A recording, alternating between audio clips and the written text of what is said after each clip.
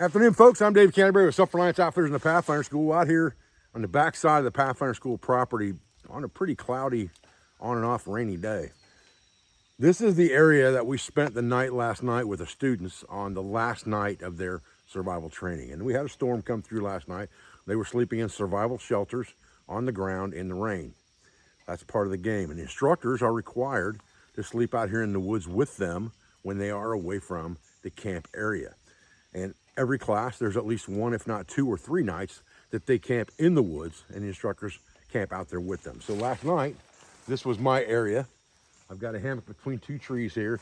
I've got this kind of set up pretty modular so that I can carry it really simply on the 4-wheeler so that I can be mobile to move around, check groups, check how the classes are going, see if there's anybody that needs egress, tote water around if I need to. I have a med kit on the 4-wheeler as well for emergencies and things like that. And then I can just swing in here, set up my camp, verify everything's good, and hang out with students and kind of help them out, help the instructors out, and kind of direct things from there. So what I wanted to do today was I kind of want to walk this back with you and show you how I've got this set up on my 4-wheeler, because now I've changed gears a little bit. I did a little bit of a video when it was colder outside and I was ground camping on the Born Outdoors bedroll on my 4-wheeler. Well, nothing's changed really in the front of my 4-wheeler from that video. There's still fire, there's still cooking apparatus, and there's still trail maintenance things in there, cutting tools, all that's still in the front of that 4-wheeler, water disinfection. In the back has always been pretty much my shelter system. Well, now I'm in a different shelter system because the weather's changed. It's hot outside. Now it's time to go up to a hammock, get a bug net on there, because nobody wants to sleep out here for more than 1 night for sure without a bug net, unless they absolutely have to, because it's survival training, because I can tell you it's no fun. This area here is nowhere near swampland, and it's still mosquito and tick infested. So I don't expect my survival instructors to have to rough it as much as students do, because they've already done that in prior classes to become instructors. So they can sleep in hammocks, they can sleep in bivvies and things like that out here in the woods with the students. And we take shifts to make sure that somebody's up all night with the students, checking on them to make sure that they're okay. So what I wanted to do was take this hammock system down, walk it back, and show you how I pack for an overnight at a class. And what I do is I use a 20-liter dry bag to contain pretty much my entire camp in the basket of the back of my 4-wheeler. So what you're seeing back here is a combination of hammock gear, hammock setup with Pathfinder tree straps. So we'll kind of walk that down and we'll talk about the things that we've got in there as we go. So stay with me, guys. Sorry to get long-winded. Okay, so this is the 20-liter dry bag that I'm using for my camp kit. And it fits in this basket real easy. There's a stool in here, there's a grill in here, my canteen's in there. And this fits in there very easily, fully loaded with my camp kit. Now I use this after the fact for a doormat, basically. I put this right outside my hammock, so I've got something dry, hopefully, to step on, so I'm not stepping on any thorns or sticks or anything like that when I'm in my hammock. And I've got someplace dry to put my feet out, put my socks on, put my shoes on, things like that in the morning. Now I've got a Dyneema bag here that goes inside this bag in the end. But anything that comes out of this bag that doesn't go into that camp setup goes back in this Dyneema bag, and I just throw it in that basket so that I can use this for my doormat. So what's in here now is 1 extra tent stake, 1 brick and 1 cord for my phone, and also for my headlamp, 1 Pathfinder headlamp. This thing has not failed me yet. It's been over a year, and this thing just works flawlessly. I love it. And then I've got a snug pack pillow in here for my hammock. This is really just a spare that I've left in here because it was in my hammock bag stuffed in with the straps. I actually have a better Thermarest type pillow I use in there that's much more comfortable. That Dyneema bag just goes in the basket with anything I'm not using in my camp for the night, but those implements are there when I need them. Doormat goes over there by the hammock on the ground. Again, to step on when I get in and out of the hammock and put my shoes and socks on, things like that in the morning. I'm looking over at this hammock right now. I came out here, class has been over for about 2 hours now, and I came out here hoping I was gonna be able to pull this stuff down. And I could pull the hammock down easy enough, but the Dyneema tarp still has water on it because it just rained about 25 minutes ago. The sun popped out for a few minutes. I thought maybe it would dry that tarp. That's one advantage of Dyneema. It does dry very, very quickly. But I still see water droplets on it. So we'll go look at that real quick, and then we'll make a decision, and maybe we'll just have to talk through things. All right, so you can see this Dyneema tarp still has a lot of water on it. Now you can shake a lot of that off, just like this.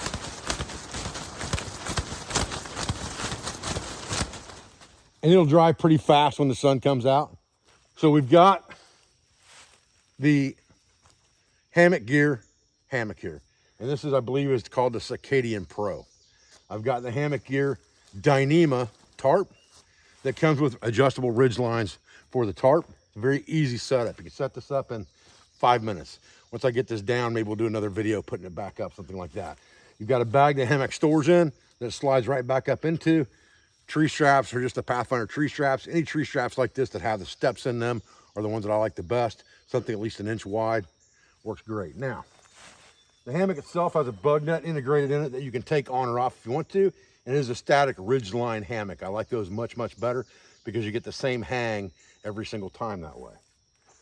I have a Thermarest pillow in here that looks like it's absolutely huge. However, it actually folds less than half of that size because it folds into itself and fits in the bottom of that dry bag. So you can fold this thing up inside of itself pretty easy, just like this. And you've got a toggle on this side, and you just fold it up till you get that toggle around that strap, just like that. And then you can further compress it, put it in the bottom of that bag, and it gets fairly flat and small in the bottom of a 20-liter dry bag, but it gives you a really comfortable pillow to sleep on at night. And I bought this because the Born Outdoor bedroll came with one of these. And I was like, man, that's the most comfortable pillow I've ever slept in the woods. So I bought another one for my hammock setup and left that one in the Born Outdoors bedroll. Now, so I'm gonna go ahead and probably put this in the dry bag because it goes in at the very bottom. It's the last thing that goes in there and it's not wet. The other thing I've got in here that's not wet at all is a Jacks Are Better underquilt. And I use this underquilt for an underquilt or overquilt. Jacks Are Better still in business. I've had this one for a long, long time. This one is down-filled. What I like about this is it's very multifunctional, much like the Swagman roll, which I really, really prefer if it's any colder outside than it is right now.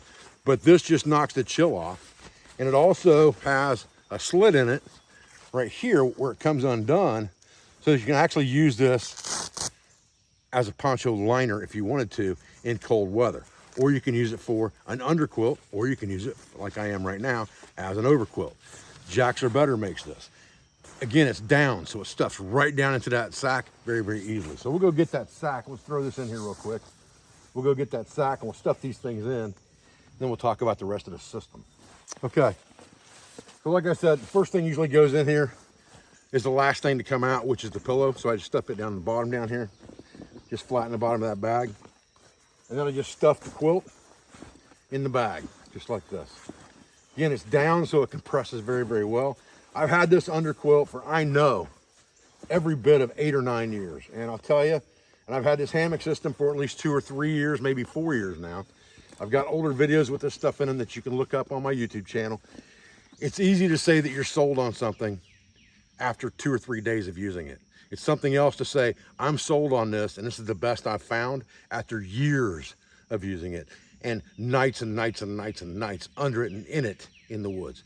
This setup right here is the setup for summer camping, summer camp crafting, whatever you want to call it, whether you're hunting, fishing, hiking. This setup is perfect. It's lightweight. It works well together. It is fairly expensive, but you could buy a silk nylon tarp to go with the Cicadia hammock that's not much heavier than the Dyneema is and save a lot of money if you're on some type of budget. But carrying it in a dry bag like this, you can also put straps on a dry bag and carry it like a backpack. You don't have to have a ton of stuff to camp, especially if you're doing it off a four-wheeler where you can put tools, other camp gear and peripheral stuff into a box or in the front. You've just got a basket in the back to throw this into. You're good to go. So those two things packed up. The only other things that would go in this bag, and you can see it's not even half full right now, my hand is touching the underquilt, is the hammock and the tarp. I think sometimes it's the little things that we don't think about that don't weigh much, right? So I've got a small loft in this hammock right here. It's made of net mesh, and it's on prussics that slide back and forth, so I can slide it up and down this ridge line. Glasses, cell phone, pocket knife, anything I've got in my pocket, like my cordage, my handkerchief, all that stuff can go in here at night, get it out of my pockets when I'm trying to sleep, and it stores easy, a place where I can get to it in the morning. My headlamp and hat, I usually just stick, my headlamp rides on my hat, that Pathfinder headlight. I just stick it up in the top of the hammock behind the pillow so I can just grab it when I need it, and I've got a headlight. But I've also got one of those small night eyes lights in here, one of those moon lights. It's got a couple modes on it, but it's got a nice adjustable light on it. Doesn't weigh anything, and I just leave it in the hammock because it doesn't add any bulk to it really either. So I just leave that in the hammock, and I've always got a night light in that hammock when I want to go to sleep. So now all I really need to do is pull these carabiners off the straps, stuff it into this stuff bag, and the hammock's taken care of. So going in reverse on this thing, all I'm going to do is take it off of the tree straps. I've got the bag already on it.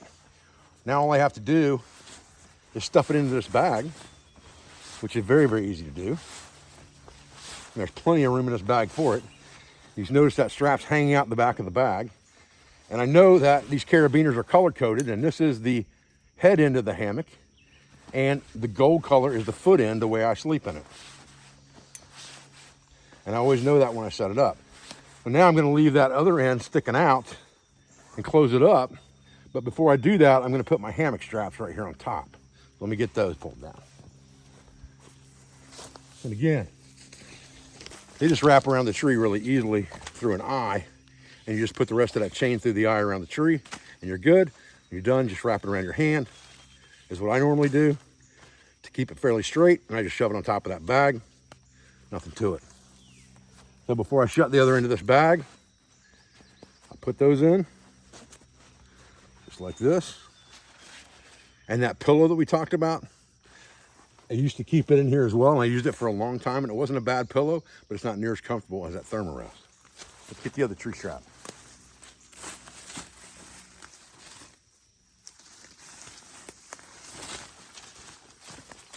Okay, and again, you know, we're talking about camping from a four-wheeler here. We're talking about a 20-liter dry bag. If I can carry a pillow that's twice as comfortable, that I don't have to blow up, but I can compress, and it doesn't take up any more room than needed, doesn't add a bunch of weight, and I can still carry it easy enough on that four-wheeler in this 20-liter dry bag with everything else that I need, why wouldn't I, right? Well, there we go. Cinch that down. Whoop, almost dropped that bad boy. Cinch that down. I take both of these carabiners right here and just fold them up into each other, just like that. Hammock system is set. Now I'm going to drop that down into the dry bag. When I push that down inside there, we're still only looking at half the volume of this dry bag, and all we got to put in there is a tarp. All right, so I was going to leave this tarp up, but the sun's come back out now, and I've been out here about 20 minutes. I thought maybe I'll just go ahead and roll it up. I don't think it's wet now. I want to show you how small it rolls up and how it goes in that 20-liter bag, how that kit looks when it's complete. So I'm going to pull the 3 stakes I've got in the ground. I've got 1 stake that's not in on this corner because I use that corner as an entrance, and I just let it drop down when I get in the hammock. But I'll pull the other 3 stakes and we'll get this thing in the snake skin, fold it up, and I'll show you how that works. Gather any lines except these end lines. I let all of these stake out lines just hang free, and I roll them up in this tarp as I go. And what I'm going to do is I'm going to roll it, and as I'm rolling it, I'm going to move the snake skin down, right? I'm going to keep it at the back, just like this, and I'm going to roll that dude down. So I'm pulling this snake skin along as I go. You can see how skinny this thing's getting. It takes absolutely no time to do this. It really doesn't.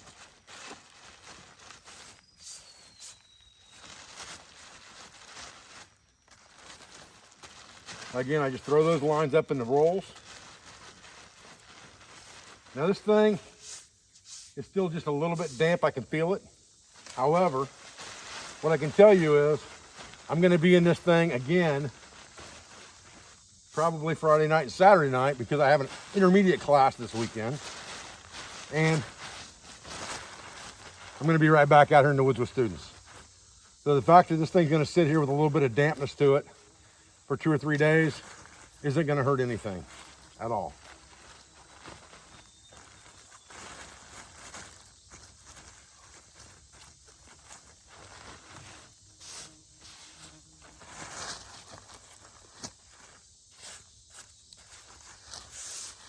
And I just run this right up to the end, pull the cinch cord and cinch it down just like that. I make sure my other end is where it belongs, just like this.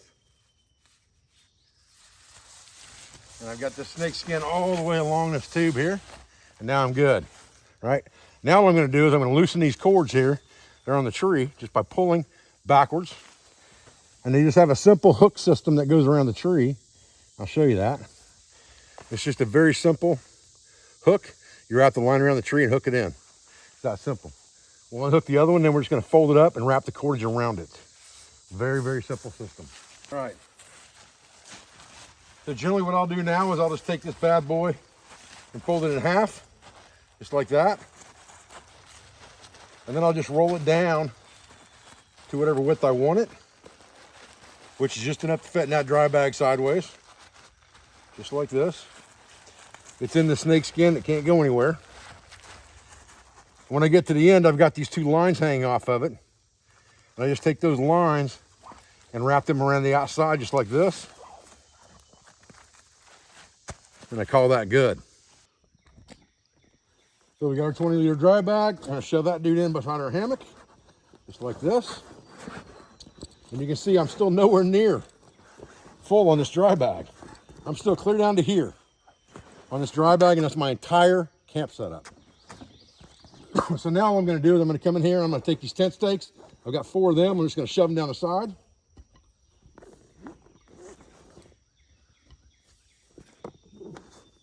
Just like that.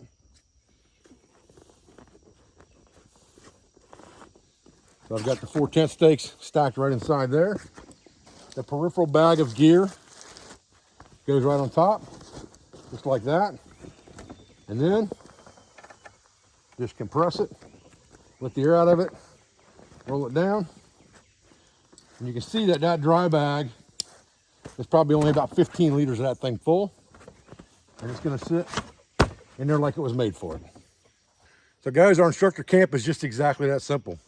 Quick and dirty, out of the bag, in the trees. You're up on a 2-hour watch and you're sleeping the rest of the time. I sleep most of the time and let my instructors take care of all the watches. Now I'm the boss, I'm allowed to do that, right? I've kind of earned that right, I guess, over the years. But anyway, point is I can get a good 6-7 hours sleep in here. Generally, I don't go to sleep until about midnight, 11 to midnight sometime. Once we get everybody settled in, settled down. If there's any deliverables need to be done during the night, I usually don't go to bed, or I'll sleep for a little while and get up. But if all the deliverables are met and everybody's gonna sleep for the night in their survival shelters like a basic class, they're not allowed to have fire on the last night, or only have the shelter, then I'll go to bed and let one guy stay up and take shifts, watching to make sure nobody gets hurt, wandering around the night to go to the bathroom, whatever the case may be. And other than that, we're good. So I wanted to show you guys that today because I thought it would be interesting to you to see the change from a winter style camp to a summer style camp off the ATV. I appreciate your views. I appreciate your support. I thank you for everything you do for our school, for our family, and for our business, all our sponsors, instructors, affiliates, and friends. And I apologize if this got a little long-winded, guys, but I'll be back with another video as soon as I can. Thanks.